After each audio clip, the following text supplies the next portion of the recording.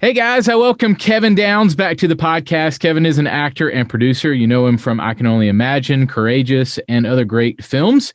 He serves as an actor and producer on the new film American Underdog, which is in theaters Christmas Day. Kevin, welcome, man. Thanks so much for hanging out. Hey, it's good to be here. How you doing? Doing great, man. Now, let's jump right into the movie. I know that you and the Irwin brothers work together a lot, bringing great stories to life. How did this project, American Underdog, come to you guys?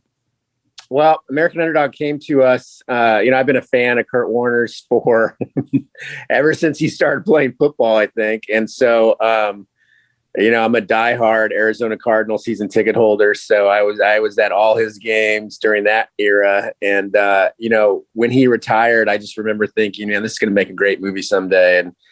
And I think it got set up somewhere else. And, the opportunity kind of came around after we released I Can Only Imagine. And we just talked to, we ended up talking to him and his reps, and just kind of they saw our movies, and we shared common vision, and we talked for about 3 or 4 days. And we understood there was a great movie here and a great story that was really about relationship and how the two of them met, and the importance of family, which I think is really critical kind of at this stage with what's going on in America, and really this message of hope to never give up or to never quit. And so, we're excited about telling the story. Yeah. I got to see a screening of the movie about a month or so ago. You guys were still kind of putting some visual effects in and stuff like that. And it's a great movie, and not just for football lovers, right? It's kind of a relationship movie as well, right? You want to tell me about that? Yeah. No, it's a relationship movie. And, it was important for us for Kurt and Brenda both to be very excited, both be signed off on what type of story they wanted to tell. And so for them, it's not just about the football, but it's about their relationship and how they overcame various trials and struggles, and really felt like they were kind of at the end of being able to make things work as far as how their life was going. And I mean, they were on food stamps, and he's at one point he's working at the Hy-Vee grocery store, but he just never really gave up on his dream that he could play in the NFL one day. And so, it's about, really just never giving up and having that unquenchable, thirst for hope, and like, look, Brenda, we can do this together. Actually, really, she was the one, the driving force that kind of encouraged him to never quit. And so, her faith played a big part in really impacting who he is as a person and as a man even today. And their family is incredible. I mean, they've got 6 kids, and they're just a big, beautiful family. And there's just something to be really attracted to that and fall in love with them. So we wanted to put it on the. Yeah, I was going to ask you about that. This movie's not really an in-your-face faith movie, but it does have a huge faith element with her coming to Christ and then kind of influencing that. You want to speak to that it's not like a, punch in the face faith movie. It kind of appeals to a larger audience as well. Yeah, I mean, we talked about that a lot before we made the movie, and for Kurt and Brenda, it was very important that the movie be accessible all over the place. They believe that their story is strong enough if people want to read their book, or obviously they're public figures, and it's very easy to kind of find more information about them. And so we wanted to tell the story as it happened, and to be able to, you see her faith journey in the film, and you see that he's impacted by her faith journey.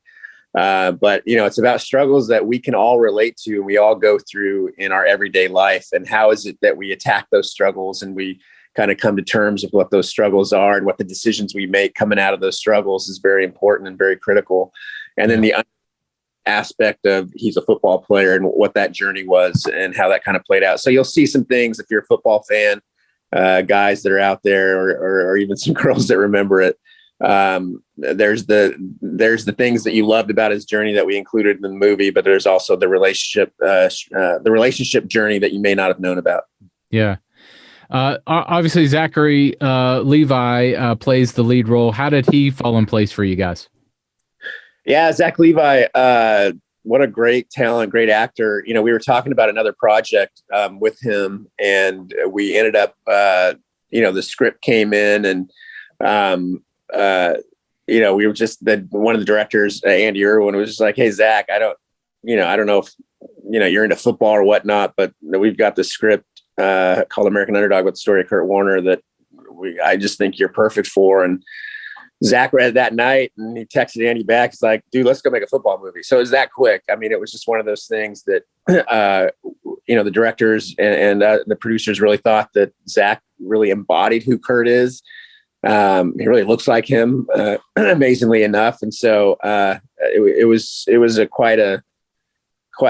it's oftentimes not that easy to get actors to want to do movies, but this one was pretty easy. Yeah.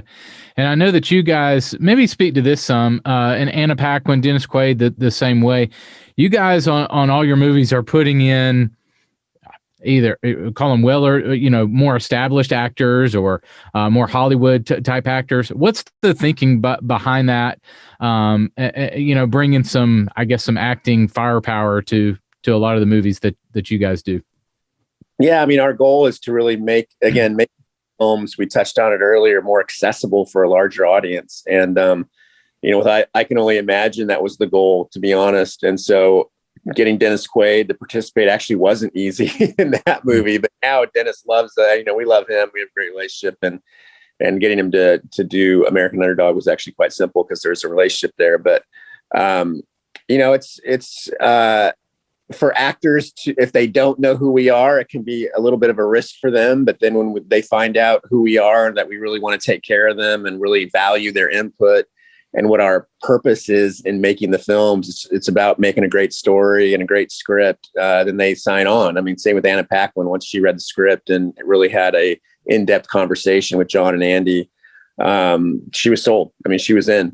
She was like, "Okay, I want to make this story." In fact, she just dove in head first into figuring out who Brenda is, reading all our books, talking to Brenda on the phone, and really want to portray her with absolute accuracy. And so, to me, that helps. I mean, for my history, where I come from, my first film I made for $20,000 and just had this dream of kind of making films that embodied the power of the gospel and how that can impact people. Now we're just doing that on a bigger level with bigger budgets and bigger actors and a bigger distribution company and all of that stuff. So it's really an honor and a blessing to be able to do it. And if audiences keep showing up, we'll continue to make the films.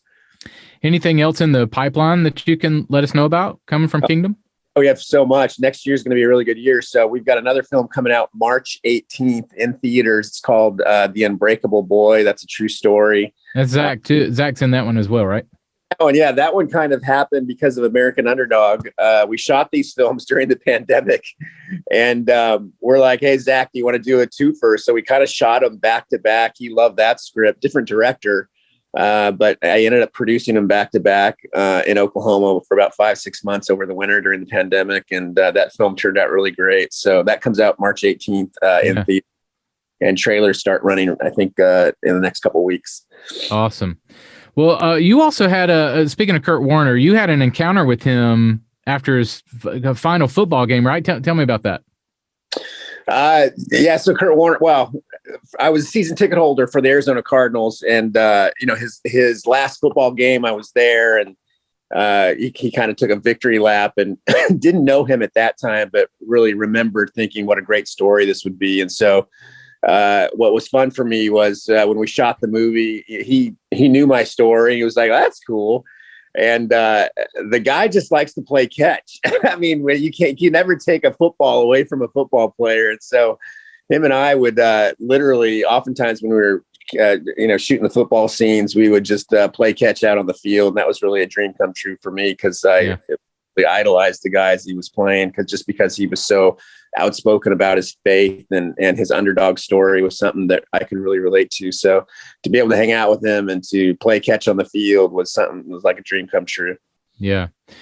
Well, last question for you. We serve a lot of pastors and tech leaders and church media guys, folks like that. Tell me how those folks can get involved. Obviously, opening weekend is huge for any movie. But tell me how the local church can support you guys.